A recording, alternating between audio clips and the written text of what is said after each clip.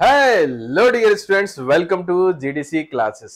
दोस्तों, आज हम इस वीडियो में बात करने वाले हैं आरआरबी तेजस फार्मासिस्ट एग्जाम सीरीज के तहत कॉस्मेटिक्स टेक्नोलॉजी। जी हां दोस्तों, ये कॉस्मेटिक टेक्नोलॉजी कंप्लीट सिलेबस के ऊपर बेस्ड क्वेश्चंस रहेंगे इसमें, इस लेक्चर में। और दोस्तों, इसमें 30 क्वेश्चंस होने जा रहे हैं, जैसे कि आपके लास्ट लेक्चर्स में भी 30 क्वेश्चन हम लोगों ने डिस्कस किए थे। इनका प्रॉपर एक्सप्लेनेशन और इनका करेक्ट आंसर भी हम यहां पर डिस्कस करेंगे। दोस्तों, शुरुआत करते हैं दोस्तों क्वेश्चन नंबर फर्स्ट से। काफी इंपॉर्टेंट क्वेश्चन है दोस्तों ये क्वेश्चन नंबर फर्स्ट। अगर आप देख रहे होंगे, ये क्वेश्चन काफी इंपॉर्टेंट क्वेश्चन है। हो सकता है कि आपके एग्जाम में इससे रिलेटेड या सिमिलर हो सकता है क्वेश्चन देखने को आ जाए। तो दोस्तों, इस क्वेश्चन को हमें ध्यान से करना है। चलिए, तो यहां पर देखते हैं, titanium dioxide is used in the sunscreen products as a topical protective. जी हाँ, स्टेटमेंट बिल्कुल करेक्ट है। टाइटेनियम डाइऑक्साइड को हम सनस्क्रीन प्रोडक्ट्स में as a topical protectives use करते हैं। The topical protective effect of titanium dioxide is arising due to one of the following property, identify that. Okay दोस्तों, यहां पर एक जब सबसे इंपॉर्टेंट चीज हमें ये देखना है कि टाइटेनियम डाइऑक्साइड का यूज किया जा रहा है, जब सनस्क्रीन प्रिपरेशन में यूज कर रहे हैं, बट ये टॉपिकल प्रोटेक्शन का काम कर रहा है। लेकिन क्यों कर रहा है? What is the cause of this type of property? It has high bulk density, option A. It has high light absorption capability. It has low water solubility. It has high refractive index. तो दोस्तों, अगर हम protective action के बारे में बात करें, sunscreen मान लीजिए आपकी स्किन है और यहां पर स्किन के ऊपर आपकी सनलाइट फोकस होती है, सनलाइट इसके ऊपर आती है स्किन के ऊपर। तो इस सनलाइट का कौन सा पार्ट होता है जो हमारी हमारी कह सकते हैं कि स्किन को सबसे ज्यादा अफेक्ट कर सकता है, सन टैनिंग कॉज कर सकता है, कैंसर कॉज कर सकता है, या दूसरे हार्मफुल इफेक्ट कॉज कर सकता है? वो होता है सनलाइट का यूवी पार्ट। कौन सा पार्ट दोस्तों? UV part. तो इसके कारण क्या होता है, आपकी जो स्किन का जो कलर होता है वो टैंड हो जाता है, मतलब थोड़ा सा डल हो जाता है, सांवला हो जाता है, स्किन का कलर ब्लैकिश हो जाता है। तो ये आपका ये जो मौजूद है इसमें सनस्क्रीन प्रिपरेशन, सपोज दैट ये आपने सनस्क्रीन प्रिपरेशन यूज किया और सनस्क्रीन प्रिपरेशन में आपका इसमें जो मेन कंपोनेंट है टाइटेनियम डाइऑक्साइड यूज किया। तो टाइटेनियम डाइऑक्साइड क्या होता है, ये जो आपका आपका लाइट आती है, स्पेशली यूवी लाइट को क्या होता है, रिफ्लेक्ट कर देता है। स्किन के ऊपर आई हुई यूवी लाइट को रिफ्लेक्ट कर देता है, जिसके कारण यूवी लाइट का अब्जॉर्प्शन जो होता है वो डिक्रीज हो जाता है। ओके, तो मतलब लाइट अब्जॉर्प्शन कैपेबिलिटी तो इसकी नहीं होगी। हाई बल्क डेंसिटी से इसका कोई लेना नहीं है इस प्रोटेक्टिव एक्शन से। It has low water solubility, इससे भी लेना देना नहीं है कि इसका जो प्रोटेक्टिव एक्शन है। हाँ, हाई रिफ्रैक्टिव इंडेक्स होने के कारण, जी हाँ दोस्तों, हाई रिफ्रैक्टिव इंडेक्स होने के कारण ये क्या करता है, जो सनलाइट का पार्ट है, मैक्सिमम पार्ट है, उसको रिफ्लेक्ट कर देता है, जिसके कारण वो अब्सॉर्ब नहीं हो पाती। दैट मीन्स कि आपका स्किन प्रोटेक्ट रहेगी फ्रॉम द यूवी लाइट। तो मतलब आपका टाइटेनियम डाइऑक्साइड का जो रिफ्रैक्टिव इंडेक्स प्रॉपर्टी होती है वो हाई होती है, जिसके कारण ये प्रोटेक्टिव एक्शन शो करता है। तो आंसर हो जाएगा D. Yes, D is the right answer. और आप देख सकते हैं यहाँ पर ये सनस्क्रीन प्रिपरेशन में आप टाइटेनियम डाइऑक्साइड को यूज कर रहे हो। Titanium dioxide used as the sunscreen preparation as a physical sunscreen agent, mineral origin से ऑब्टेन किया जाता है। ये यूवी लाइट के अगेंस्ट आपकी स्किन को प्रोटेक्शन प्रोवाइड करता है बाय द रिफ्लेक्शन और scattering the UV rays from the skin. और इसका कारण क्या है, रिफ्रैक्टिव इंडेक्स का हाई होना। हाई रिफ्रैक्टिव इंडेक्स होने के कारण ये स्कैटरिंग और रिफ्लेक्सिंग में सिग्निफिकेंट रोल प्ले करता है, जिसके कारण लाइट अब्सॉर्ब नहीं हो पाती और इफेक्टिवली सनस्क्रीन प्रिपरेशन में ये आपका ब्रॉड स्पेक्ट्रम प्रोटेक्टिव एक्शन के जैसे काम करता है। चलिए दोस्तों, अब आते हैं क्वेश्चन नंबर सेकंड पर। Which one of the following is not used in the preparation of baby powder? तो दोस्तों, अगर हम कॉस्मेटिक्स के हिसाब से बात करें तो बेबी प्रोडक्ट्स जो होते हैं काफी स्पेशल केयर से बनाए जाते हैं। इनमें जो कंपोनेंट रहते हैं काफी स्पेशल रहते हैं। इसका कारण क्या होता है, बेबी की जो स्किन रहती है काफी सॉफ्ट रहती है, हाईली सेंसिटिव होती है किसी भी टाइप के केमिकल्स के लिए या किसी भी टाइप के सब्सटेंस के लिए। इसलिए दोस्तों क्या करते हैं, जब भी आप बेबी प्रिपरेशन बनाओगे तो उसके लिए आपको ऐसे सब्सटेंसेस को कम रखना पड़ेगा जो कि इरिटेटिंग नेचर के होते हैं। किस नेचर के दोस्तों? इरिटेटिंग नेचर के होते हैं। तो दो substances which are free from the irritating effect which can be used for the in the preparation of baby powder, baby creams या फिर जो भी बेबी प्रोडक्ट्स हैं। तो यहाँ पर कौन सा सब्सटेंस है जो बेबीज के लिए, बेबी प्रिपरेशन के लिए इरिटेटिंग हो सकता है या हार्मफुल इंपैक्ट शो करता है? ऑप्शन ए स्टीरिक एसिड है, option B boric acid, option C kaolin and option D calcium carbonate. तो दोस्तों यहाँ पर अगर देखें तो इनमें सबसे जो इंपॉर्टेंट चीज मैं आपको बताने जा रहा हूँ, स्टीरिक एसिड, केओलिन और कैल्शियम कार्बोनेट, ये सभी बेबी प्रोडक्ट्स में यूज किए जाते हैं। मतलब इनका जो इम्पैक्ट है बेबी स्किन के ऊपर इतना ज्यादा नहीं होता कि उनको हम अवॉइड कर सके।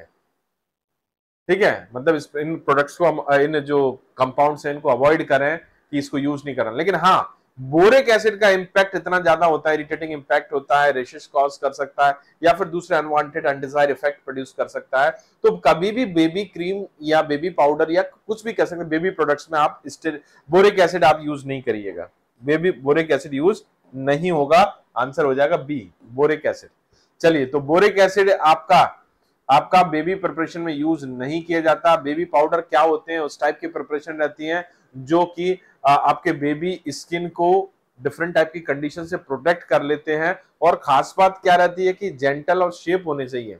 किसके लिए? आपके बेबी की जो स्किन होती है डेलिकेट टाइप की होती है।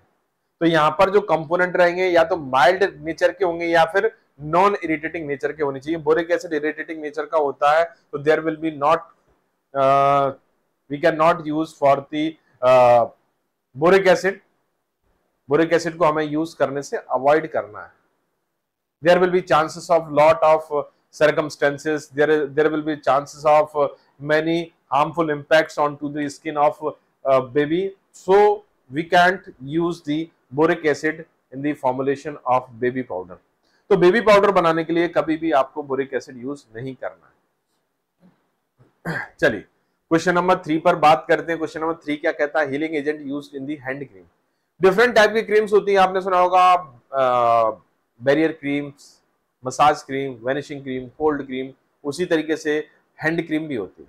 हैंड क्रीम स्पेशली अगर हम बात करें, आपकी रप्चर्ड जो हैंड्स की स्किन होती है या कह सकते हैं कि किसी टाइप का डिफेक्टिव स्किन है जिसमें कह सकते हैं मॉइस्चर डेफिशिएंट है या रफनेस आ गई है, स्क्रैचेस आ गए हैं, तो उनको हील करने के लिए आपको हीलिंग एजेंट की रिक्वायरमेंट होती है। वो हीलिंग एजेंट क्या हो सकते हैं?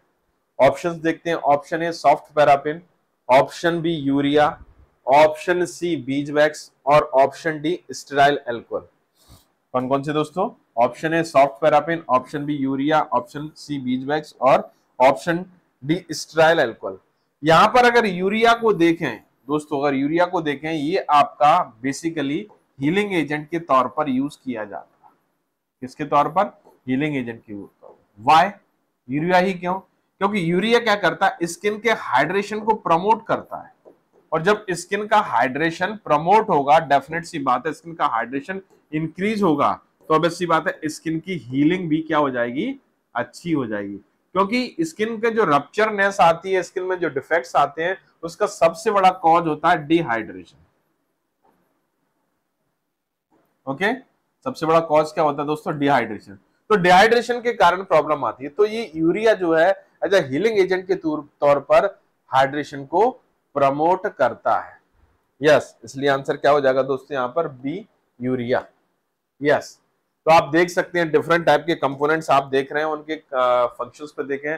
जैसे सॉफ्ट पैराफिन जो होता है, इसको हम व्हाइट सॉफ्ट पैराफिन या पेट्रोलियम जेली के नाम से जानते हैं। एक्लूसिव एजेंट होता है, प्रोटेक्टिव बैरियर का काम करता है स्किन में और वाटर लॉस को प्रिवेंट करता है। ये स्पेशली स्किन केयर प्रोडक्ट में इमोलिएंट प्रॉपर्टी को एनहांस करने के लिए यूज करते हैं। मतलब it is emollient substance, not a healing agent.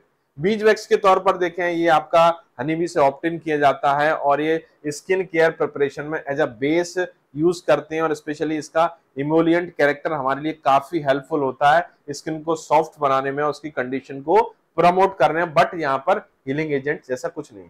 Sterile alcohol जो है आपके फैटी अल्कोहल होता है, इमोलिएंट कैरेक्टर और थिकनिंग एजेंट का काम करता है स्किन केयर प्रोडक्ट में। ये टेक्सचर और कंसिस्टेंसी को भी प्रमोट करने का काम करता है क्रीम्स एंड लोशंस में। लेकिन यदि हम बात करें यूरिया के बारे में स्पेशली हैंड क्रीम में यूज किया जाता है और दूसरे स्किन केयर प्रोडक्ट में भी इसको यूज करते हैं। इसका जो इम्पैक्ट होता है मॉइस्चराइजिंग इम्पैक्ट और हाइड्रेशन इम्पैक्ट होता है, जो कि आपके natural component of skin moisturising factor को प्रमोट करता है और इसके कारण ये वाटर को अट्रैक्ट करने में या रिटेन करने में हेल्प करेगा, जिसके कारण स्किन की ड्राइनेस और स्किन का डिहाइड्रेशन प्रिवेंट होगा और इस तरीके से आपकी स्किन का हीलिंग प्रमोट होगी। चलिए दोस्तों आगे बात करते हैं role of borax in cold cream. ये क्वेश्चन बहुत इंपॉर्टेंट क्वेश्चन है दोस्तों, कई बार पूछा जाता है बोरेक्स का रोल क्या होता है कोल्ड क्रीम में। तो दोस्तों बोरेक्स कभी भी एंटी माइक्रोबियल एजेंट का काम नहीं करते। बोरिक एसिड करता है बट बोरेक्स नहीं करता। लेकिन यहाँ पर कोल्ड क्रीम की बात हो रही है, तो कोल्ड क्रीम की बात हो रही है तो यहाँ पर बोरेक्स का रोल कतई नहीं है कि ये एंटी माइक्रोबियल एजेंट का काम करे। नेक्स्ट अगर हम ऑप्शन बी को देखें, to provide fine particle to polish skin. ऐसा कुछ नहीं होता कि ये फाइन पार्टिकल प्रोड्यूस करे जिसके कारण क्या होगा कि स्किन की पॉलिशिंग पर इंपैक्ट करे, ना ही कभी एंटीऑक्सीडेंट का काम करता है। लेकिन हाँ ये तय है कि बोरेक्स जो होता है इन सीटू इमल्सिफायर होता है। At the time at the condition में क्या करता है, ये इमल्शन प्रोड्यूस करने का काम करता है। मतलब कोल्ड क्रीम क्या होती है दोस्तों, आपको पता है इमल्शन होती है और इमल्शन को बनाने के लिए आपको इमल्सिफायर की रिक्वायरमेंट होगी। तो यहाँ पर बोरेक्स जो है आपका इमल्सिफायर का काम करता है, तो आंसर सी हो जाएगा। Yes, C is the right answer. तो यहाँ पर बोरेक्स जो है कोल्ड क्रीम में as a in situ emulsifier fire होता है। इन सीटू इमल्सिफायर क्या होते हैं, वह इमल्सिफाइंग एजेंट होते हैं जो इमल्शन फॉर्मेशन का काम करते हैं without the need of additional emulsifying agent during the manufacturing process. किसी टाइप का दूसरा इमल्सिफाइंग एजेंट की रिक्वायरमेंट के बिना ही ये क्या कर सकते हैं, एक तरीके से इमल्शन प्रोड्यूस कर सकते हैं। तो यहाँ पर क्या होता है कि जो कोल्ड क्रीम होती है आपने देखा होगा ठीक है ना, कोल्ड क्रीम जो है यहाँ पर अगर हम बात करें तो WO टाइप का सिस्टम होता है। किस टाइप का, WO टाइप का सिस्टम होता है, WO टाइप का इमल्शन होता है जो कि बोरेक्स इसमें हेल्प करता है।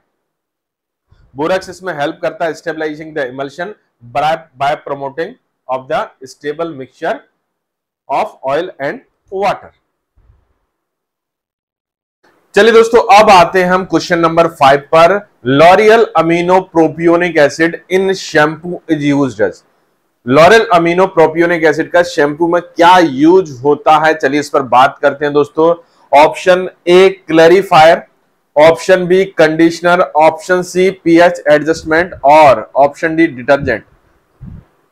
तो यहां पर lauryl amino propionic acid, yes LAPA, LAPA, अगर इसको शॉर्ट में पढ़ते हैं तो हम लापा के नाम से जानते हैं दोस्तों। ये ना तो क्लैरिफायर होता है, ना ही पीएच एडजस्टमेंट का काम करता है, ना ही ये किसी टाइप के डिटर्जेंट का काम करता है दोस्तों। बेसिकली शैम्पू में ये कंडीशनिंग एजेंट का काम करता है दोस्तों। किस तरीके काम करता है, कंडीशनिंग एजेंट का। कंडीशनिंग एजेंट क्या होते हैं, वह सब्सटेंसेस होते हैं जो कि हेयर की कंडीशन को इंप्रूव करते हैं, हेयर को एक कह सकते हैं लस्टर प्रोवाइड करते हैं, हेयर की थिकनेस को हल्का सा इंप्रूव कर देते हैं, कुल मिला के हेयर की कंडीशन को इंप्रूव कर देते हैं, इसलिए इनको कंडीशनर के नाम से जानते हैं दोस्तों। चलिए देखते हैं आंसर बी है कंडीशनर। और चलिए इसको आगे हम एक्सप्लेनेशन देखते हैं। इसमें देखिए यहां पर अगर हम देखें बेसिकली अगर हम बात करें शैम्पू को बनाने के लिए, शैम्पू के फॉर्मुलेशन के लिए हमें डिफरेंट टाइप के एक्सीपेंट की रिक्वायरमेंट होती है। ये डिफरेंट टाइप के एक्सीपेंट अगर हम देखें तो क्या क्या होते हैं, सबसे इंपॉर्टेंट सर्फेक्टेंट एक्चुअल में अगर शैम्पू को देखें तो लिक्विड, एक तरीके से क्या कह सकते हैं, liquid aqueous preparation of surfactant है। तो बेसिकली अगर शैम्पू में अगर मेन कंपोनेंट के बारे में बात करें तो सबसे ज्यादा मेन कंपोनेंट कौन होता है, आपका सर्फेक्टेंट होता है।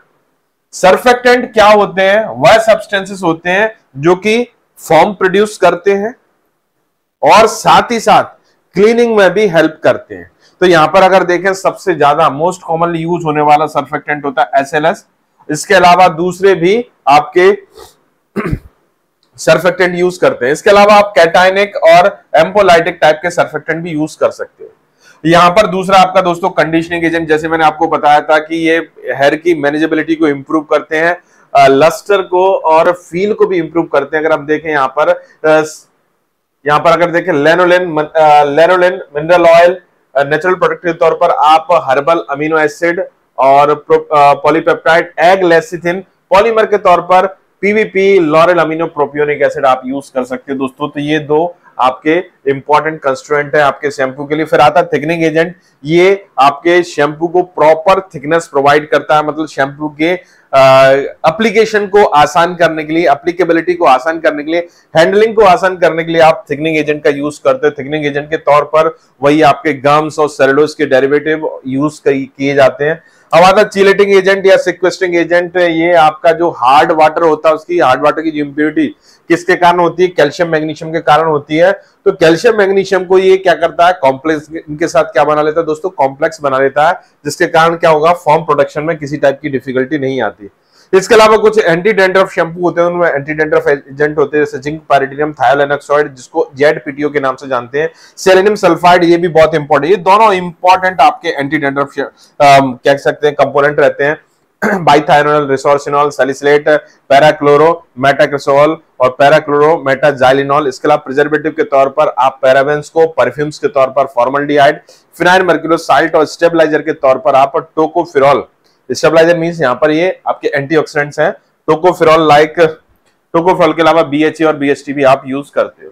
तो दोस्तों ये कहानी है पूरी आपके शैम्पू की जो मैंने आपको सुनाई। आई होप आपको शैम्पू से रिलेटेड सारे डाउट्स क्लियर हो गए होंगे। चलिए नेक्स्ट क्वेश्चन पर आते हैं। क्वेश्चन नंबर 6 क्या कहता है, थायोग्लाइकोलिक acid like compounds have application in the following type of cosmetics formulation. थायोग्लाइकोलिक acid, थायोग्लाइकोलिक acid आपका एक स्पेशल टाइप के कॉस्मेटिक्स प्रिपरेशन में ही यूज किया जाता है, इसके अलावा कहीं नहीं यूज करते। तो ये बड़ा काम हमारे लिए आसान हो गया कि थायोग्लाइकोलिक एसिड पूछा गया, और कुछ और पूछते तो थोड़ा सा डिफिकल्टी कॉज होती। जैसे सर्फेक्टेंट पूछते तो सर्फेक्टेंट तो आपका डेंट्रीफाइसिस में भी यूज किया जाता है, आपके शेविंग प्रिपरेशंस में भी यूज करते हैं, आपके शैम्पू में भी यूज किए जाते हैं। तो यहाँ पर है बड़ा सिंपल सा आंसर आपके सामने निकल के आएगा। हम ऑप्शंस देखते हैं। ऑप्शन ए है depilatory preparation, option B epilatory preparation, option C vanishing cream और option D skin tan preparation. तो आपको बताना चाहूंगा दोस्तों, हेयर प्रिपरेशन में आपको थायोग्लाइकोलिक एसिड की रिक्वायरमेंट होती है, तो वेनिशिंग क्रीम और स्किन टैन प्रिपरेशन को हटा दीजिए। यहां पर डेप्लिटरी और एपिलेटरी दो टाइप की प्रिपरेशन रहती है। ये हेयर रिमूवर प्रिपरेशन है, और बेसिकली इसमें जो एक्टिव कंपोनेंट जो कि हेयर रिमूविंग में काफी कुछ हेल्प प्रोवाइड करता है, वो आपका होता है थायोग्लाइकोलिक एसिड। कौन सा दोस्तों, थायोग्लाइकोलिक एसिड। मतलब इस क्वेश्चन का जो आंसर हमारे पास होने जा रहा है डेप्लिटरी प्रिपरेशन।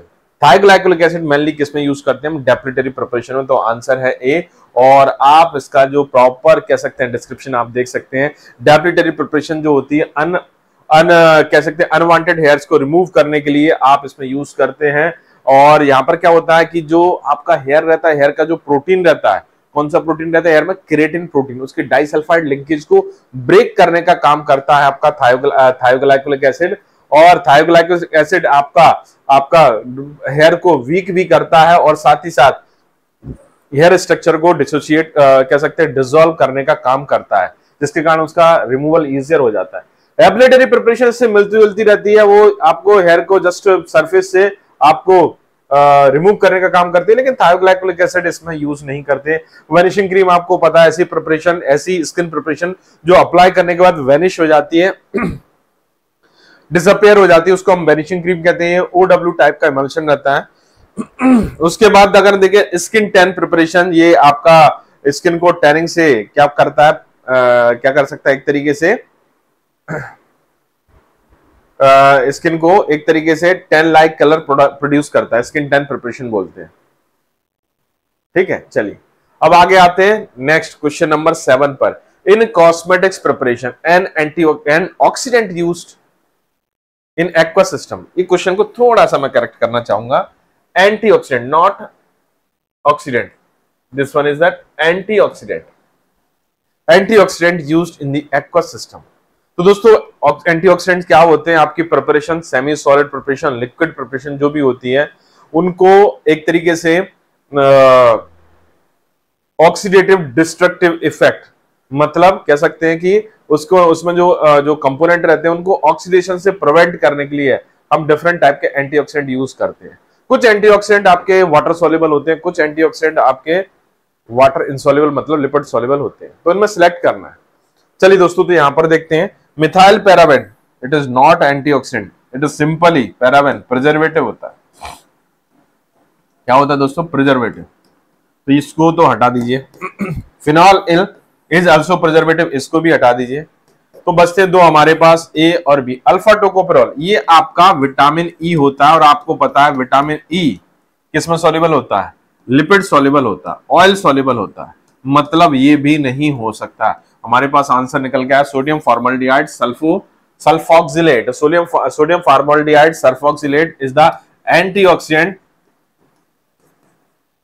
और वो कैसा होता है? वाटर सॉल्युबल होता है। तो आप एक्वस बेस्ड सिस्टम में इसको यूज कर सकते हैं। दोस्तों एक चीज का ध्यान रखिए, अगर आपका प्रिपरेशन जैसे एक्वस बेस्ड प्रिपरेशन है तो उसमें एंटीऑक्सीडेंट आपका डिसॉल्व होना चाहिए।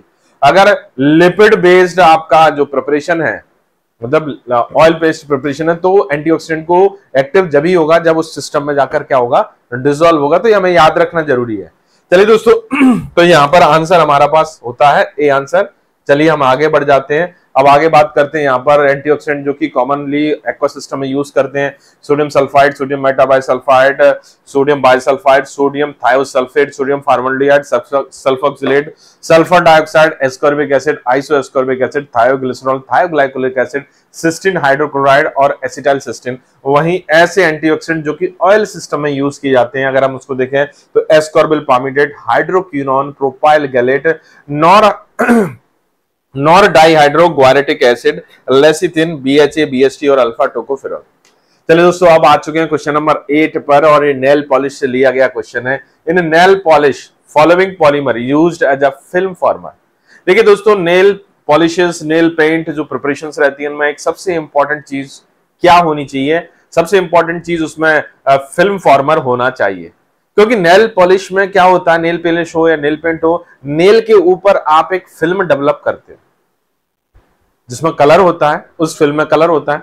अगर फिल्म नहीं होगी तो कलर एप्लीकेबल में डिफिकल्टी हो सकती है। तो दोस्तों यहां पर हमें बहुत अच्छे से हमें याद रखने पड़ेंगे कि कौन कौन से फिल्म फॉर्मर होते हैं जो कि नेल प्रिपरेशंस में यूज किए जाते हैं। हालांकि इसके अलावा और भी कंपोनेंट भी यूज करते हैं हम, कलरिंग एजेंट्स यूज करते हैं, प्लास्टिसाइजर यूज करते हैं, सॉल्वेंट यूज करते हैं, और बहुत सारी जो जरूरी कह सकते हैं कि जो एक्सिपिएंट्स हैं वो भी यूज किए जाते हैं। बट यहां पर अगर देखें कि आपका फिल्म फॉर्मर सबसे इंपॉर्टेंट कंस्टिट्यूएंट होता है।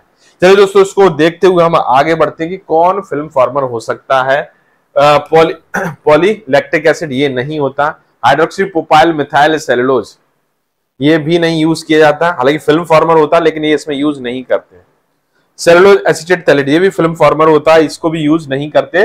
लेकिन इसमें अगर बात करें नेल पेंट्स में या नेल प्रिपरेशन में, नाइट्रोसेलुलोज और अदर सेलुलोज डेरिवेटिव या अदर सेलुलोजिक कंपाउंड्स आपके as a film former use किए जाते हैं। और सबसे ज्यादा या कह सकते हैं कि मोस्ट कॉमनली, अगर आपसे कोई पूछता है कि मोस्ट कॉमनली कौन सा होगा, तो मोस्ट कॉमनली जो होगा आपका कौन सा होगा? ए होगा, नाइट्रोसेलुलोज। नाइट्रोसेलुलोज कॉमनली यूज किया जाने वाला फिल्म फॉर्मर है जो नेल पॉलिशेस में यूज किया जाता है। चलिए दोस्तों आंसर देख लेते हैं, आंसर क्या ए है, और इसके डिस्क्रिप्शन पर चलते हैं। फिल्म फॉर्मर जैसे कि मैंने आपको बताया था, नाइट्रोसेलुलोज सबसे ज्यादा यूज किया जाने वाला फिल्म फॉर्मर है। इसके अलावा cellulose acetate, cellulose acetobutyrate, ethyl cellulose और विनाइल पॉलीमर यूज करते हैं। लेकिन दोस्तों कैप और हाइड्रोक्सी प्रोपाइल मिथाइल सेलुलोज जैसे यूज नहीं किए जाते। इसके अलावा इसमें सॉल्वेंट जैसे कि एक्टिव सॉल्वेंट, और ये सब होना चाहिए सॉल्वेंट में जो आपका फिल्म फॉर्मर है वो डिसॉल्व होना चाहिए। और यूजुअली इसमें हम बेसिकली ऑर्गेनिक सॉल्वेंट यूज करते हैं, और कपलर के तौर पर टोलुइन, जाइलिन और इथाइल लैक्टेट यूज करते हैं। वहीं प्लास्टिसाइजर फ्लेक्सिबिलिटी देने के लिए, आपकी जो फिल्म प्रोड्यूस हो रही है उसको फ्लेक्सिबिलिटी प्रोवाइड करने के लिए, उससे टेंसाइल स्ट्रेंथ को इंप्रूव करने के लिए प्लास्टिसाइजर यूज करते हैं। उसमें डाइबुटाइल थैलेट, कैस्टर ऑयल और रिसोर्सिनॉल यूज किया जाता है। कलरिंग एजेंट के तौर पर इंसॉल्युबल पिगमेंट और lake colour like titanium dioxide जैसे यूज करते हैं। वहीं पर्लसेंट इफेक्ट के लिए पर्लसेंट एजेंट यूज किए जाते हैं, 2 अमीनो 6 ऑक्सोप्यूरिन और बिस्मथ ऑक्सीक्लोराइड पिगमेंट। चलिए दोस्तों नेक्स्ट क्वेश्चन पर आ चुके हैं। Question number 9, the agent used to prevent the dental caries. Yes, तो दोस्तों ये क्वेश्चन है आपका डेंट्रीफाइसिस से, डेंटल प्रिपरेशन से, oral hygienic preparation, oral hygienic जो सब्सटेंसेस होते हैं, ओरल हाइजीनिक पर्पज से यूज होने वाले कॉस्मेटिक्स होते हैं, उनमें सबसे ज्यादा यूज किया जाने वाला जो है वो आपका डेंट्रीफाइसिस है। और डेंट्रीफाइसिस के सारे आप कंपोनेंट आप देख रहे हैं, कौन कौन से हैं? Sodium fluoride, stannous fluoride, zinc chloride और डाई कैल्शियम फास्फेट। तो दोस्तों यहां पर बताना चाहूंगा डाई कैल्शियम फास्फेट इसमें अब्रेसिव एजेंट का काम करता है, फ्रिक्शन प्रमोट करता है, इससे प्लेग को रिमूवल में आसानी होती है। स्ट्रोसियम क्लोराइड जो होता है आपका डिसेंसिटाइजिंग एजेंट होता है, वहीं सोडियम फ्लोराइड आपका प्लेग को रिमूव करने के लिए आपका एक अगर कह सकते हैं डेंटल कैरीज को हम स्पेशली आए, डेंटल कैरीज को रिमूव करने के लिए, डेंटल कैरीज को प्रिवेंट करने के लिए हम सोडियम फ्लोराइड यूज करते हैं किसमें? आपके डेंटिफाइसिस में। तो आंसर हो जाएगा दोस्तों ए इज द राइट आंसर। और आप देख सकते हैं यहाँ पर ये डिस्क्रिप्शन बहुत ही शानदार डिस्क्रिप्शन है, आप अगर इस डिस्क्रिप्शन को फॉलो करेंगे डेफिनेटली डेंटिफाइसिस से रिलेटेड कोई भी क्वेश्चन आपसे बच के नहीं जा पाएगा। चलिए इस डिस्क्रिप्शन को थोड़ा सा नजर डालते हैं। यहाँ पर देखते हैं अब्रेसिव एंड पॉलिशिंग एजेंट के तौर पर आप कैल्शियम या मैग्नीशियम कैल्शियम के डिफरेंट टाइप के सॉल्ट जैसे calcium carbonate, calcium phosphate, die calcium phosphate, calcium pyrophosphate, hydrated alumina और सिलिका जैसे सब्सटेंस यूज करते हो। ये क्या करते हैं? डेंटल प्लेग को रिमूव करते हैं और पॉलिश प्रोवाइड करते हैं। Abrasive agent abrasion friction produce करते हैं। डिटर्जेंट और फॉर्मिंग एजेंट क्या करते हैं? सरफेस टेंशन को लोअर करते हैं। लेदर फॉर्म प्रोड्यूस करते हैं, इसमें सोप, एसएलएस मतलब इसमें जो सर्फेक्टेंट यूज किए जाते हैं। ह्यूमिक्टेंट आपकी प्रिपरेशन की कंसिस्टेंसी को, स्पेशली पेस्ट के कंसिस्टेंसी को रिटेन करने के लिए आप ह्यूमिक्टेंट यूज करते हैं जैसे glycerol, sorbitol, propylene glycol. Antibacterial agent के तौर पर जो कि आपकी बैक्टीरियल प्लेग को रिमूव करने के लिए या बैक्टीरियल प्लेग को रिड्यूस करने के लिए ट्राइक्लोसन या डाइबेसिक अमोनियम फॉस्फेट यूज करते हैं। वहीं एंटी कैरीज के तौर पर आप सोडियम फ्लोराइड, सोडियम लॉरेल सार्कोसक्सिनेट और सोडियम मोनो फ्लोरोफॉस्फेट यूज कर सकते हैं। डिसेंसिटाइजर एजेंट के तौर पर आप पोटेशियम नाइट्रेट या स्ट्रोंशियम क्लोराइड यूज कर सकते हो दांतों की झंझनाहट को रोकने के लिए।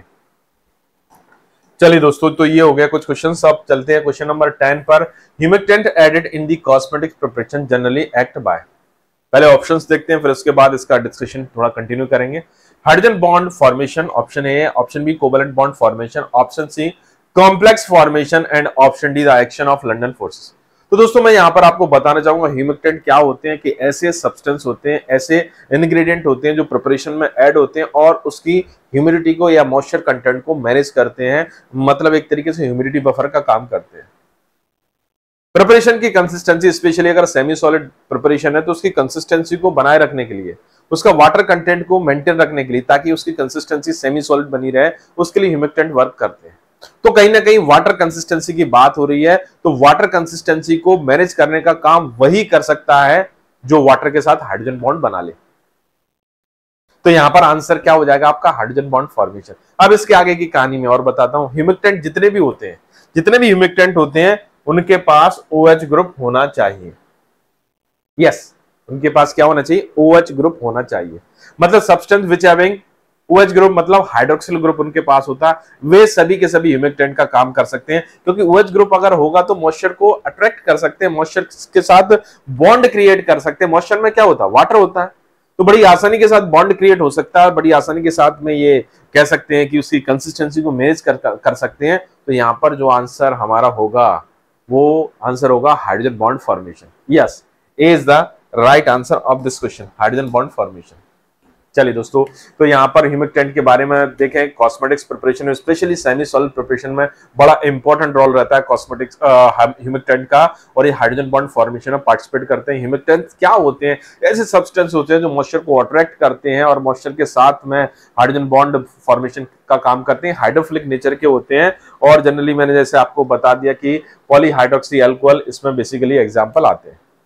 चलिए आगे बात करते हैं दोस्तों, question example of desensitising agent. अभी थोड़ी देर पहले ही हम लोगों ने शायद मेरे ख्याल से क्वेश्चन नंबर 9 में इस क्वेश्चन का डिस्क्रिप्शन काफी डिटेल देखा था, मतलब इसका आंसर तो आपको समझ में आ गया होगा कि क्या होना चाहिए। Desensitising agent is the part of the dentifrices. Dentifrices क्या होते हैं? ऐसी प्रिपरेशन होती है जो कि आपके ओरल हाइजीनिक पर्पज के लिए आप यूज करते हैं। इसमें डिफरेंट टाइप के कंपोनेंट्स यूज किए जाते हैं, आपका abrasive agent, surfactants, anti carries agent और साथ ही साथ डिसेंसिटाइजिंग एजेंट। तो यहां पर दोस्तों अगर हम देखें, calcium carbonate is the abrasive agent, sodium fluoride is the आपका प्लेक रिमूवल सब्सटेंस होता है, ठीक है, या फिर कह सकते हैं डिग्रेडेशन ऑफ आपका जो आपका प्लेक, स्पेशली अगर हम बात करें तो आपका कैविटीज को रिमूव करने का काम करता है सोडियम फ्लोराइड, जो आज टीथ में जो कह सकते हैं कि इन्फेक्शन कॉज हो गया है, और स्पेशली मतलब टीथ की लिए बेनिफिशियल होता है। लेकिन यहाँ पर डिसेंसिटाइजिंग एजेंट का रोल क्या होता है वो जानना हमारे लिए जरूरी है। तो डिसेंसिटाइजिंग एजेंट वह सब्सटेंसेस होते हैं जो कि दांतों की झंझनाहट को कम करते हैं। आपने देखा होगा टीथ्स में कुछ समय के बाद सेंसेशन आने लगते हैं, खट्टा और ठंडा नहीं खा पाते हम लोग, तो उसके लिए हमें स्ट्रोंशियम क्लोराइड इसमें बेस्ड जो प्रिपरेशन होती है, आपका जैसे सेंसोडाइन का नाम सुना होगा, वो आपको प्रिपरेशन यूज करनी पड़ती है। तो strontium chloride as a desensitizing agent का काम करता है। चलिए आंसर बी हो जाएगा। और आप देख सकते हैं एज सच आपका एंटी कैरीज एजेंट के तौर पर आप सोडियम क्लोराइड को, और अब्रेसिव एजेंट के तौर पर आप कैल्शियम के सॉल्ट्स को देख सकते हैं, और ह्यूमिक्टेंट में आप पॉलीओल्स देख सकते हैं, एंटीबैक्टीरियल एजेंट के ट्राइक्लोशन, एंटी कैरीज के तौर पर सोडियम फ्लोराइड, और डिसेंसिटाइजर के तौर पर स्ट्रोंशियम क्लोराइड को देख सकते हैं। चलिए दोस्तों आगे बढ़ते हैं। Titanium dioxide is commonly used in. तो दोस्तों मैं यहां पर बताना चाहूंगा कि टाइटेनियम डाइऑक्साइड एक ऐसा सब्सटेंसेस होता है जिसका हाई रिफ्रैक्टिव इंडेक्स होता है। बस अब आंसर आपको मिल गया होगा। ऑप्शंस जाते हैं और जाते जाते आप लोग आंसर भी बताते जाइएगा। ऑप्शन ए है वेनिशिंग क्रीम, ऑप्शन बी है sunscreen cream, option C aqueous calamine cream, और ऑप्शन डी ऑप्थेल्मिक क्रीम। तो टाइटेनियम डाइऑक्साइड जैसे मैंने आपको बताया था, इनका जो कह सकते हैं कि रिफ्रैक्टिव इंडेक्स जो होता है वो हाई होता है। तो रिफ्रैक्टिव इंडेक्स हाई है, इट मींस कि ये कहीं ना कहीं लाइट को रिफ्लेक्ट करेंगे। और लाइट की बात कहां पर आती है? सनस्क्रीन प्रिपरेशंस में आती है, क्योंकि देखा होगा कि गर्मियों के दिनों में हम सनलाइट के में जाते हैं, धूप में जाते हैं, तो कहीं ना कहीं हमारा जो कलर है वो टैन हो जाता है, हमारा जो कलर डार्क हो जाता है। क्योंकि क्या होता है कि हमारी स्किन पर यूवी लाइट आती है, और यूवी लाइट की प्रेजेंस में हमारी बॉडी में मेलेनिन ज्यादा बनने लगता है, क्योंकि मेलेनिन का बनना एक प्रोटेक्टिव एक्शन होता है जो कि यूवी लाइट से हमारी स्किन को बचाता है, स्किन कैंसर से बचाता है। लेकिन हमें उस यूवी लाइट को आने नहीं देना है, तो हमें हाई रिफ्लेक्टिव इंडेक्स वाले सब्सटेंस जैसे कि titanium dioxide based preparation use करना है। वो लाइट को रिफ्लेक्ट कर देगा, स्कैटर्ड कर देगा, स्किन में अब्सॉर्ब भी नहीं होने देगा। तो सनस्क्रीन प्रिपरेशन इसका आंसर होगा दोस्तों। तो B is the right answer of this question. Yes, B is the right answer. तो आप देख सकते हैं यहाँ पर बी करेक्ट आंसर है। और टाइटेनियम डाइऑक्साइड का रोल अगर हम देखें दोस्तों, titanium dioxide is commonly used in the sunscreen preparation. Sunscreen preparation में स्पेशली यूज किया जाता है, और फिजिकल सनस्क्रीन एजेंट है जो कि प्रोटेक्शन देगा अगेंस्ट यूवी लाइट। ओके, चलो आगे आते हैं क्वेश्चन नंबर 13 पर। Which of the following toilet preparation is used to make the eye lashes appear longer. तो यहां पर आप देख रहे हैं सारी की सारी प्रिपरेशन जो देख रहे हैं आप, सारी आई प्रिपरेशन है, ये कॉस्मेटिक्स में आई। यहाँ पर टॉयलेट प्रिपरेशन से घबराइएगा नहीं, कॉस्मेटिक्स प्रिपरेशन है। Eyebrow pencil, liquid eye shadow, mascara and eye cream. तो दोस्तों यहाँ पर जो आपका कह सकते हैं कि जो आपका प्रिपरेशन है आई लैशेस को लॉन्गर बनाए, मतलब ऐसे लॉन्गर बनती तो नहीं है, अगर आप कहो कि लॉन्गर बन गई, लॉन्गर नहीं बनती, मतलब ऐसा हमें प्रतीत होता है, ऐसा हमें फील होता है कि लॉन्गर हो गई है, ठीक है, बड़ी हो गई है, लेकिन होता नहीं है ऐसा। लेकिन क्या है, ऐसा होता नहीं है। तो इसमें अगर देखें तो आईब्रो पेंसिल इस तरीके से आई लैशेस पर एक तरीके से इफेक्टिव नहीं था, आईब्रो पर काम करती है, आई लैशेस पर नहीं काम करती। मस्कारा भी एक तरीके से अगर हम देखें तो ये भी आपका आई लैशेस पर वर्क नहीं करता, और आई क्रीम भी नहीं। बचता हमारा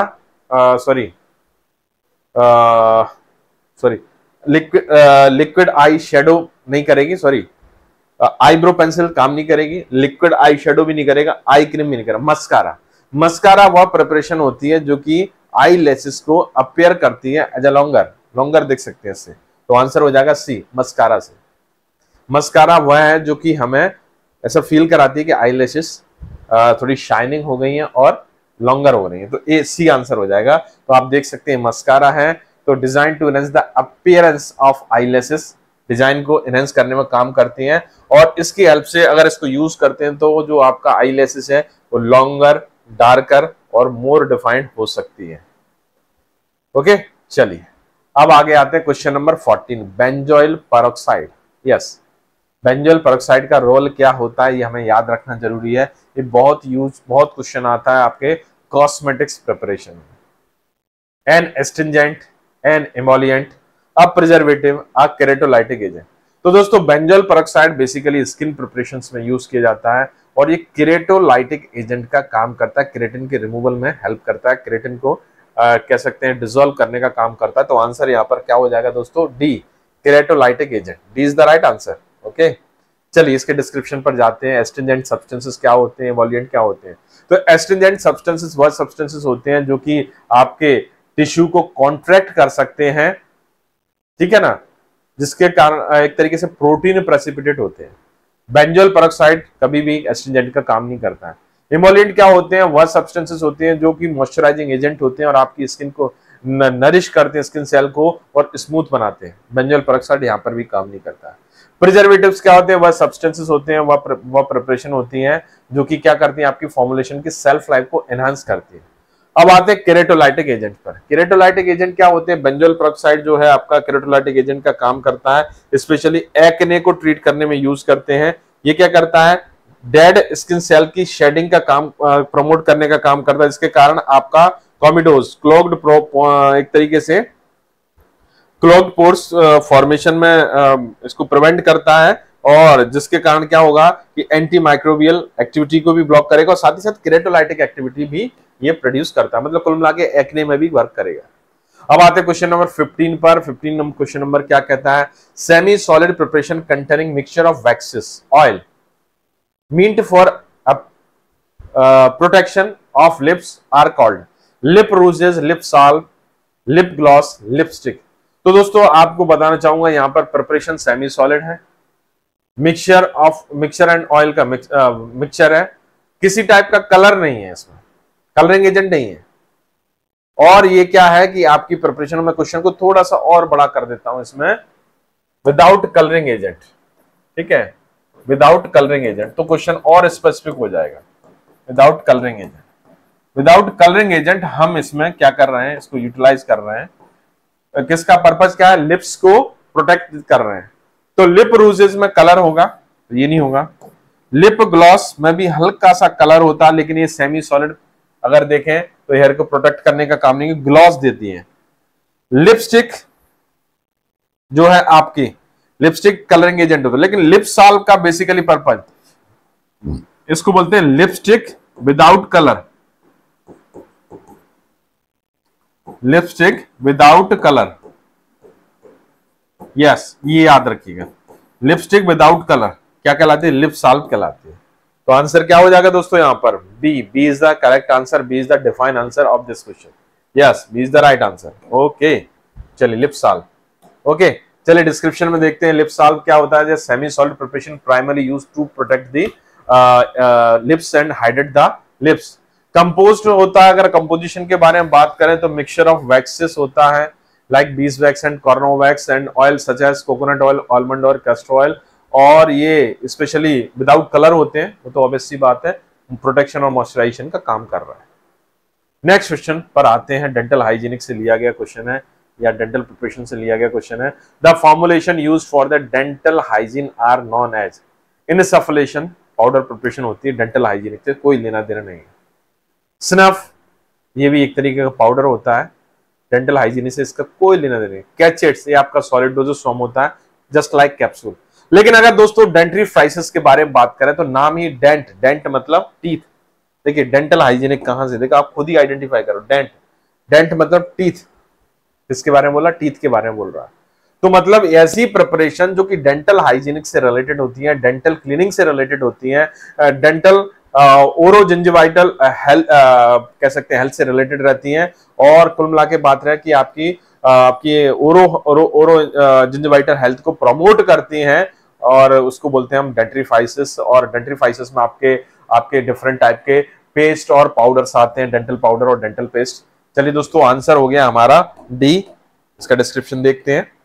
डिस्क्रिप्शन में ये है कि the formulation use for the dental hygienic like toothpaste और टूथ पाउडर, इनको हम डेंटिफ्राइसिस कहते हैं। स्पेशली टीथ की क्लीनिंग के लिए और पॉलिशिंग के लिए आप यूज करते हैं। इसमें अब्रेसिव एजेंट होते हैं जो कि हेल्प करते हैं डेंटल प्लेक और स्टेन को रिमूव करने के लिए। चलिए दोस्तों आगे बढ़ चलते हैं, क्वेश्चन नंबर 17 पर आ चुके हैं। These preparation are applied to the cheeks to impart and stimulate the rosy freshness to the skin. सबसे इंपॉर्टेंट चीज चीक पर अप्लाई किए जा रहे हैं और चीक पर रोजी फ्रेशनेस प्रोवाइड कर रहे हैं, मतलब हल्का सा रेडिश कलर, एक टिंट, रेड टिंट। तो ऑप्शन क्या हो सकते हैं? फेस पाउडर, कॉम्पैक्ट पाउडर, रूजेज या वेनिशिंग क्रीम। तो दोस्तों जैसे ही पता है आपको, डिफरेंट टाइप की स्किन प्रिपरेशंस होती हैं जिसमें आपके क्रीम्स आती हैं, पाउडर्स आते हैं और कुछ ऐसी प्रिपरेशंस भी आती हैं जो कि स्किन को कलर देने का काम करती हैं। क्योंकि यहाँ पर कलर का बात हो रही है, रोजी फ्रेशनेस, हल्का सा टिंट। तो यहाँ पर फेस पाउडर या कॉम्पैक्ट पाउडर जो होते हैं, अगर हम बात करें तो इनके पर्पज अलग होते हैं, लेकिन अगर बात पर पर्टिकुलर चीक की बात आती है, ये भी हालांकि कलर प्रोवाइड करते हैं, कुछ उसमें कॉम्पैक्ट पाउडर ऐसे होते हैं स्किन कलर के होते हैं, तो कई बार थोड़ा सा स्किन पर एक कलर देंगे। लेकिन स्पेशली चीक की बात हो रही है, केवल चीक अकेले की, तो यहाँ पर आंसर हमारा क्या होगा दोस्तों? रूजेस आंसर होगा। रूजेस वह आपकी प्रिपरेशन होती है, इनको हम कह सकते हैं कि cosmetics for the colouring of skin. Skin को कलर करने के लिए, जैसे आपका नेल को कलर करने के लिए नेल पेंट, हेयर को कलर करने के लिए हेयर डाई, उसी तरीके से लिप को कलर करने के लिए लिपस्टिक, उसी तरीके चीक को कलर करने के लिए आप क्या यूज करते हो? रूजेस यूज करते हो। तो मतलब आंसर क्या होगा दोस्तों? C is the right answer of this question. Yes, चलिए तो आप देख सकते हैं यहाँ पर face powder use to set makeup and reduce sign. तो फेस पाउडर आपके फेस पर यूज करते हैं, मेकअप के लिए स्पेशली हेल्प करते हैं, और ट्रांसलूसेंट और लाइटली पिगमेंट होते हैं इसमें, not specifically used for the cheek the colour. Compact powder को अगर हम बात करें तो compact powder similar to face powder होते हैं, बट ये कॉम्पैक्ट फॉर्म में होते हैं और स्पेशल कोई ऐसा कलर प्रोवाइड नहीं करते हैं। वेनिशिंग क्रीम तो आपको पता ही कि आपके स्किन को प्रोटेक्ट करने के लिए हम यूज करते हैं, OW टाइप का सिस्टम होता है। रोजेस के बारे में बात करें, स्पेशली इसको हम ब्लश या ब्लशर के नाम से या टिंट प्रिपरेशन के नाम से भी आजकल जानने लगे हैं। ये चीक को रोजी कलर, हल्का सा रेड कलर प्रोवाइड करता है, जिसके कारण फ्रेशनेस इंप्रूव हो जाती है, स्किन अच्छी दिखने लगती है और हमें थोड़ा सा अपीयरेंस इंप्रूव हो जाती है। चलिए आगे बात करते हैं दोस्तों क्वेश्चन नंबर 18 पर।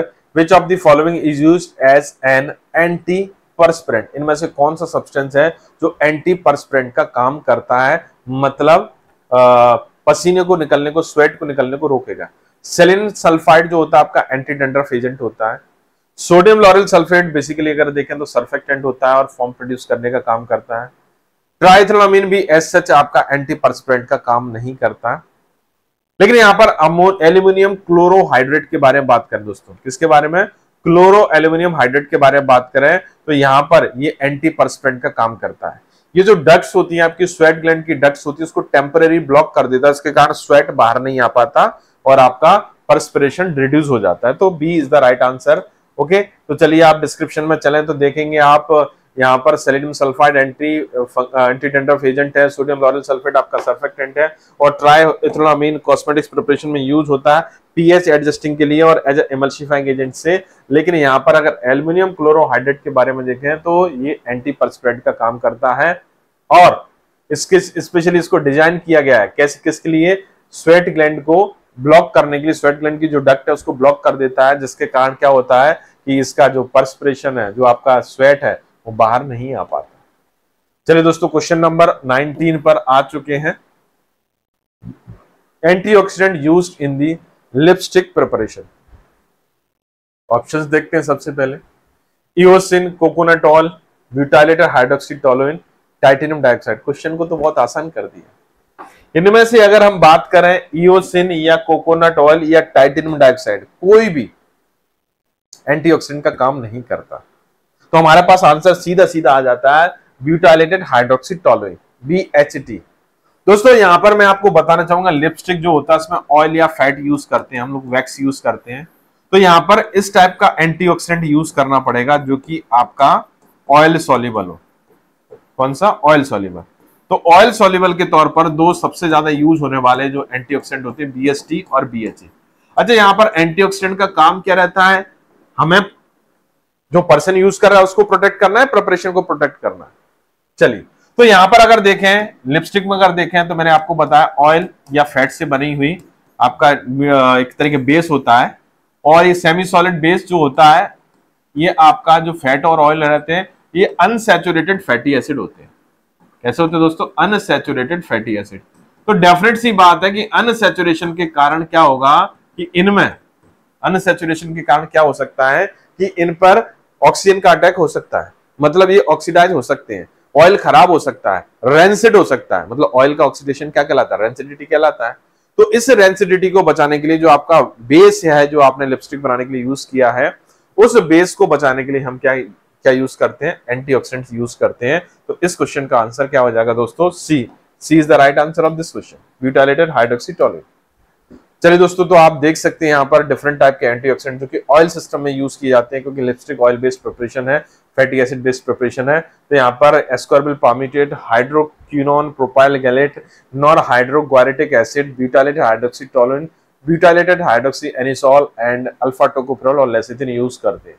ब्यूटाइलेटेड हाइड्रोक्सी टोलुएन के बारे में अगर हम बात करें तो स्पेशली फैट और ऑयल के ऑक्सीडेशन को प्रिवेंट करता है, स्पेशली चेन ब्लॉकिंग एजेंट होता है जो रेंसिडिटी को प्रिवेंट करने का काम करेगा।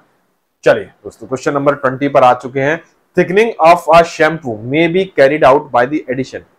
जैसे कि मैंने आपको बताया था कुछ, जब शैम्पू का एक क्वेश्चन आया था उस समय आपको डिफरेंट टाइप के कंपोनेंट बताए थे शैम्पू के, जैसे आपका सर्फेक्टेंट, कंडीशनर, और उसके बाद बताया था थिकनिंग एजेंट।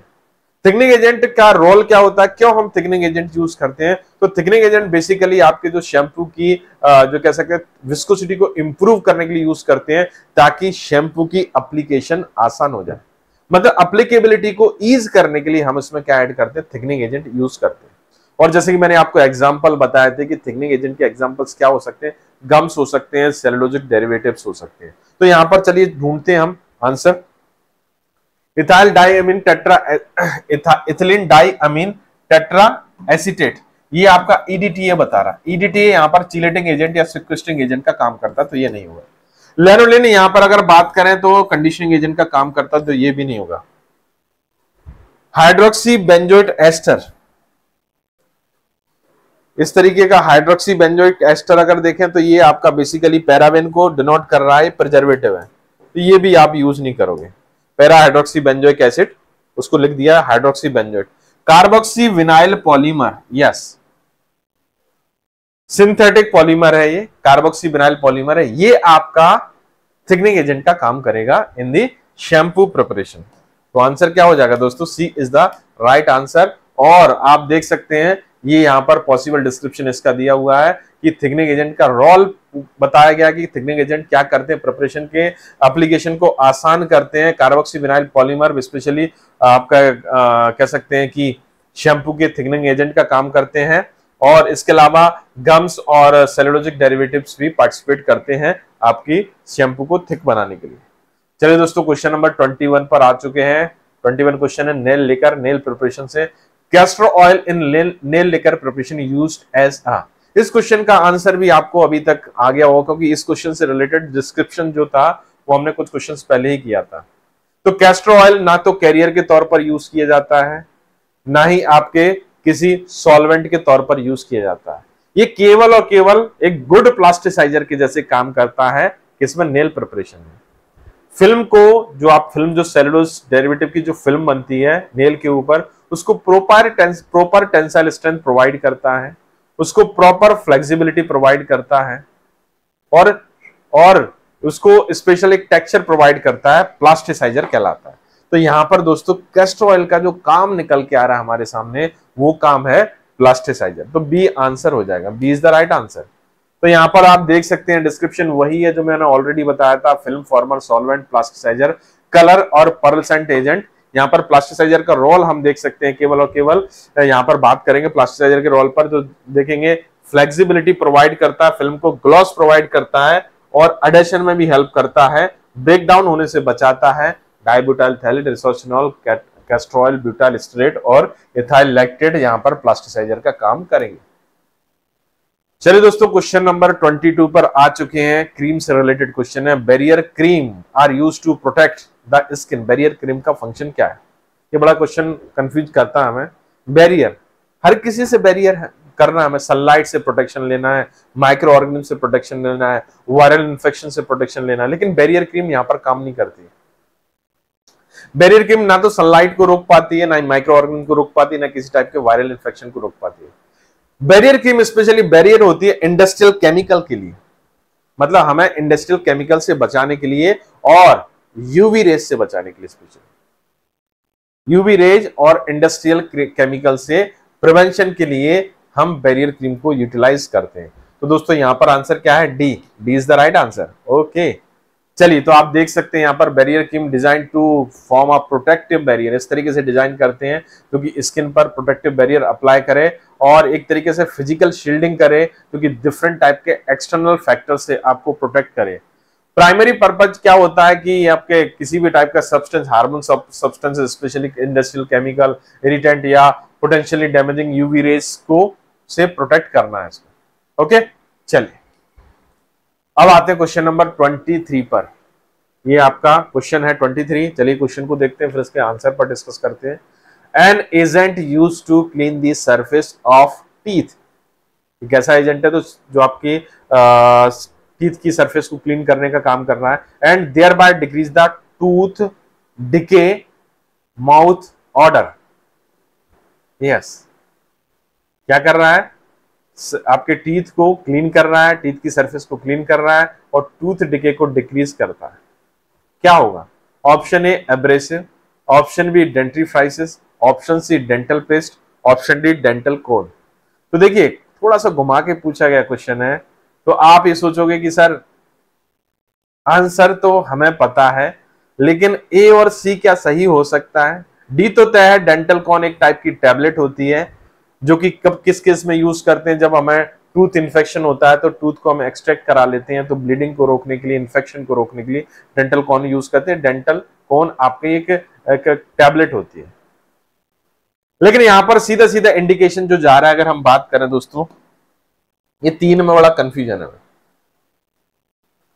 तो यहां पर क्या है कि सरफेस को क्लीन कर रहा है लेकिन टूथ डिके को प्रिवेंट कर रहा है। अब्रेसिव एजेंट जो होंगे आपके टूथ को तो क्लीन करेंगे लेकिन डिके से नहीं बचा पाएंगे, ये हटा दीजिए। डेंटल पेस्ट अगर देखें तो डेंटल पेस्ट एक अकेला ऐसा हो सकता है कि डेंटल पेस्ट ये दोनों क्वालिटी फुलफिल कर रहा है, लेकिन हमारे पास जब बेस्ट चॉइस है कौन सी? डेंट्रीफाइसिस। डेंट्रीफाइसिस एक ब्रॉड कैटेगरी है, उसमें डेंटल पेस्ट आता है। जरूरी है डेंटल पेस्ट आपके टीथ को क्लीन करे और डिके को भी बचाए, लेकिन यहां पर जो बेस्ट चॉइस हमारे पास होगी वो है डेंट्रीफाइसिस, क्योंकि this is the definition of dentifrice, not a definition of dental paste. Dental paste में जैसा सेमी सॉलिड की भी चर्चा होती है कि सेमी सॉलिड प्रिपरेशंस होती है, यहां पर तो कुछ ऐसा नहीं दिया हुआ। यहां पर पूछा, सिंपली पूछा, ऐसा एजेंट है जो कि क्लीन कर रहा है सरफेस को और माउथ के जो कह सकते हैं टूथ के डिके को प्रिवेंट कर रहा है, डिक्रीज कर रहा है। तो आंसर क्या हो जाएगा दोस्तों यहां पर? Dentifrices. B is the right answer और ये एकदम से करेक्ट आंसर है। तो आप देख सकते हैं डेंट्रीफाइसिस के अंदर टूथपेस्ट आता है, टूथ पाउडर आता है, बट डेंट्रीफाइसिस है ऑप्शन में, तो हमें टूथपेस्ट को लगाने की जरूरत नहीं है। चलिए दोस्तों क्वेश्चन नंबर 24 पर आ चुके हैं। Benzophenone in shampoo is used as solvent. Benzophenone solvent कब से यूज होने लगा? बिल्कुल नहीं। कंडीशनर एजेंट भी नहीं यूज होता। विस्कोसिफायर भी हम बात कर चुके हैं, विस्कोसिफायर यूज नहीं करते। ये सन स्क्रीन एजेंट होते हैं। बेंजोफिनोन नाम में ऐसा समझ में आ रहा है कि कहीं ना कहीं एक ऐसा सब्सटेंस है जो कि सनलाइट से हमारे हेयर्स को प्रोटेक्ट करेगा, डैमेजिंग से बचाएगा। यस, तो यहां पर बेंजोफिनोन का जो वर्क होता है, बेंजोफिनोन का जो कह सकते हैं कि जो कैरेक्टर होता है, वो हमारे जो शैम्पू प्रिपरेशन में as a sunscreen agent के तौर पर होता है। तो बेंजोफिनोन वह सब्सटेंसेस है जो सनस्क्रीन प्रिपरेशन में, शैम्पू प्रिपरेशन में सन स्क्रीनिंग एजेंट का काम करता है। तो आंसर क्या हो जाएगा दोस्तों? यहां पर A is the correct answer. चलिए यहां पर आंसर तो देख लिया हमने, इसका डिस्क्रिप्शन देख लेते हैं। बेंजोफिनोन यूवी फिल्टर का काम करता है, यूवी को रोकेगा हेयर केयर प्रोडक्ट में, स्पेशली ये आपके हार्मफुल इफेक्ट, यूवी रेस के हार्मफुल इफेक्ट है जिसके कारण आपका हेयर डैमेज हो सकता है, ड्राई हो सकता है, ब्रेकेज हो सकता है, उससे रोकेगा। ये प्रोटेक्टिव शील्ड बना देता है around the fibre, hair fibre, और आपका यूवी रेज इसके ऊपर आएगी लेकिन अपना इंपैक्ट नहीं कर पाएगी। क्वेश्चन नंबर 25 पर आ चुके हैं दोस्तों। विच of the following is an anti dandruff agent. दोस्तों कई तरह के शैम्पू आते हैं, बेबी शैम्पू, कंडीशनिंग शैम्पू, एक स्पेशल टाइप का शैम्पू आता है anti dandruff shampoo. Anti dandruff shampoo क्या होते हैं? वह सब्सटेंसेस होते हैं जो कि आपकी जो हेयर की एक बड़ी प्रॉब्लम होती है डैंड्रफ, उससे आपके हेयर को प्रोटेक्ट करते हैं। डैंड्रफ के कारण हेयर में डैमेज होता है, हेयर लॉस भी बहुत सारा होता है। लेकिन अगर यहाँ पर बात करें, हम क्वेश्चन पर आते हैं कि कौन कौन से ऑप्शन हैं जो यहाँ पर एंटी डैंड्रफ एजेंट का काम कर सकते हैं। एक सिंगल ऑप्शन कौन सा है? तो जिंक सल्फेट जी नहीं, बिल्कुल नहीं। जिंक कार्बन नहीं। सोडियम फ्लोराइड नहीं। ये तो ऑप्शंस मेरे ख्याल से जिंक कार्बोनेट, जो आपका सोडियम फ्लोराइड तो आपका डेंटिफाइसिस में यूज किया जाता है। दोस्तों यहां पर जो आंसर हमारे पास होने वाला सेलेनियम सल्फाइड। यस, सेलेनियम में एंटी माइक्रोबियल प्रॉपर्टी होती है। आपको पता है सेलेनियम जो कंपाउंड होता है उसमें एंटी माइक्रोबियल प्रॉपर्टी होती है, और सेलेनियम बेस्ड जो कंपाउंड है सेलेनियम सल्फाइड, वो डेफिनेट सी बात है माइक्रोब के अगेंस्ट काम करेगा। तो माइक्रोब की बात कहां से आई? क्योंकि जो डैंड्रफ का जो कॉज होता है, माइक्रो ऑर्गेनिज्म हो सकते हैं, फंगस हो सकता है, बैक्टीरिया हो सकता है, जो डैंड्रफ कॉज करता है। तो सेलेनियम सल्फाइड कहीं ना कहीं उनको किलिंग करेगा, उनकी ग्रोथ को रोकेगा। तो मतलब सेलेनियम सल्फाइड बेस्ड प्रिपरेशन जो होती है वो एंटी डैंड्रफ शैम्पू होती है। और जो सेलेनियम सल्फाइड है वो एंटी डैंड्रफ एजेंट का काम करता है। तो B is the right answer. और आप देख सकते हैं यहाँ पर डिटेल डिस्क्रिप्शन एंटी डैंड्रफ के तौर पर अगर हम बात करें तो sulphur, salicylic acid, resorcinol, zinc, pyridium, thiol, N oxide, ZDPT और selenium sulphide, bithionol, resorcinol, salicylate, parachloro, metaxylenol और पैराक्लोरो मेटाक्रिसोल, ये सब आपके कौन है? एंटी डैंड्रफ सब्सटेंसेस हैं। चलिए दोस्तों, ये बात हो गई एंटी डैंड्रफ शैम्पू की। अब बात करते हैं माइल्ड शैम्पू की। Mild shampoo are prepared with, किससे प्रिपेयर किए जाते हैं? कैटानिक सर्फेक्टेंट से, एनानिक सर्फेक्टेंट से, नॉन एनानिक सर्फेक्टेंट से और एम्पोटेरिक सब्सटेंस से। माइल्ड शैम्पू मतलब ऐसा शैम्पू, इस टाइप के शैम्पू होते हैं जो कि आपके, अगर हम बात करें कि आपके स्किन पर हार्मफुल इफेक्ट कॉज ना करें, किसी टाइप का इरिटेशन कॉज ना करें। तो यहाँ पर अगर देखेंगे कि तो कैटानिक और एनानिक बेस्ड जो सर्फेक्टेंट रहते हैं स्किन को इरिटेट कर सकते हैं। कुछ हद तक नॉन एनानिक सर्फेक्टेंट भी आपके स्किन को कभी ना कभी थोड़ा बहुत इरिटेट कर सकता है। लेकिन अगर एम्पोटेरिक बेस्ड आप सर्फेक्टेंट यूज करोगे, डेफिनेट सी बात है, कौन से दोस्तों? एम्पोटेरिक बेस्ड सर्फेक्टेंट, तो ये आपकी स्किन को या हेयर्स को डैमेज कम करेंगे। तो एम्पोटेरिक सर्फेक्टेंट बेस्ड जो शैम्पू रहते हैं ये माइल्ड शैम्पू कैटेगरी में आते हैं। तो डी आंसर हो जाएगा दोस्तों। तो एम्पोटेरिक सब्सटेंसेस क्या होते हैं? वह सब्सटेंसेस होते हैं जिनमें नेगेटिव और दोनों चार्ज हो सकते हैं और ये पीएच के ऊपर डिपेंड करते हैं। तो एम्पोटेरिक सब्सटेंसेस प्राइमरीली सर्फेक्टेंट के तौर पर माइल्ड शैम्पू फॉर्मुलेशन में यूज करते हैं, और ये आपका डिसेंट लेदरिंग प्रोवाइड करते हैं without any drying the hair and scalp. और स्पेशली बेबीज और यंग चिल्ड्रन के शैम्पू इसी टाइप के माइल्ड शैम्पू होते हैं जिसमें एम्पोटेरिक सर्फेक्टेंट यूज किया जाता है। चलिए दोस्तों, क्वेश्चन नंबर 27 पर आ चुके हैं। Discolouration of teeth in tetracycline therapy is due to. Question आपको याद रखना है कि टेट्रासाइक्लिन थेरेपी में अगर टीथ का डिसकलरेशन होता है तो उसका कॉज क्या होता है? कौन सा कंपाउंड बन जाता है? Calcium orthophosphate, die calcium phosphate dihydrate, calcium oxide और टेट्रा कैल्शियम फॉस्फेट। तो दोस्तों याद रखना पड़ेगा कि कैल्शियम ऑर्थोफॉस्फेट वह कंपाउंड होता है जो कि टेट्रासाइक्लिन थेरेपी के दौरान प्रोड्यूस होता है, जिसके कारण डिसकलरेशन ऑफ टूथ हो जाता है। तो आंसर दोस्तों क्या हो जाएगा यहाँ पर? A is the right answer of this question, calcium orthophosphate. Yes, तो टेट्रासाइक्लिन का एक सबसे बड़ा जो कह सकते हैं साइड इफेक्ट होता है डिसकलरेशन ऑफ टीथ होता है, और इसमें ऑर्थोफॉस्फेट बन जाता है टीथ में, जिसके कारण क्या होता है? इस तरीके से डिसकलरेशन ऑफ टीथ हो जाता है। चलिए दोस्तों, क्वेश्चन नंबर 28 पर आ चुके हैं। What is the role of sodium bicarbonate in a mouth washes? Sodium bicarbonate mouth wash में क्या रोल प्ले करता है? It act a buffer salt, it is a cleaning agent, it is a deodorizer, it acts as a viscosity builder। ना तो ये buffering agent का काम करता, ना क्लीनिंग एजेंट का काम करता, ना ही ये विस्कोसिटी बिल्डर का काम करता, ये डीऑडराइजर का काम करता है। तो आंसर क्या हो जाएगा दोस्तों यहाँ पर? सी इज द राइट आंसर। तो सोडियम बाइकार्बोनेट का माउथ वॉश में जो रोल रहता है, ब्रीथ को डिओडराइज करना, मतलब बैड ब्रीथ को सप्रेस करना है, ये बेसिक फंक्शन होता है। चलिए क्वेश्चन नंबर 29 पे आ गए। The purpose of conditioning agent on a shampoo. Shampoo में हम कंडीशनिंग एजेंट यूज करते हैं और कंडीशनिंग एजेंट क्या करते हैं, हेयर की कंडीशन को इंप्रूव करते हैं।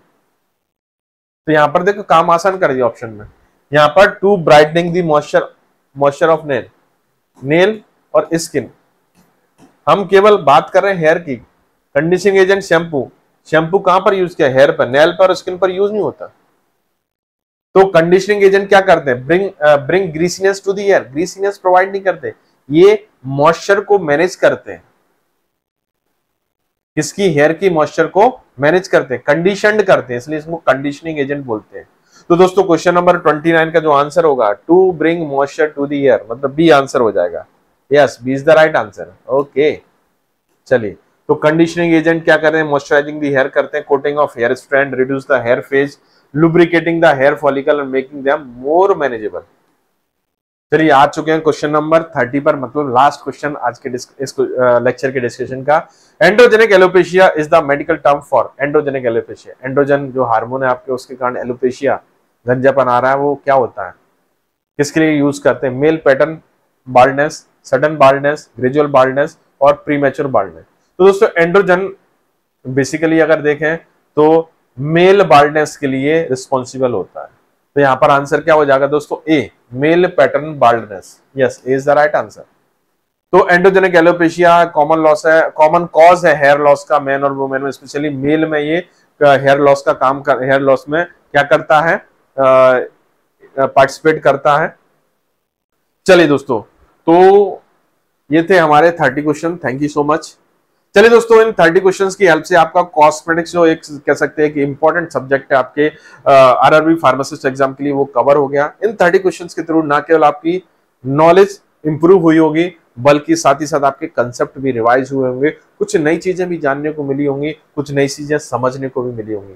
तो दोस्तों इसी तरह जुड़े रहिए इस आरआरबी फार्मासिस्ट की तेजस सीरीज से। मैं मिलता हूं आपको नेक्स्ट पार्ट में एक नए वीडियो के साथ, एक नए टॉपिक के साथ, कुछ और क्वेश्चंस के साथ, कुछ नई इंफॉर्मेशन के साथ।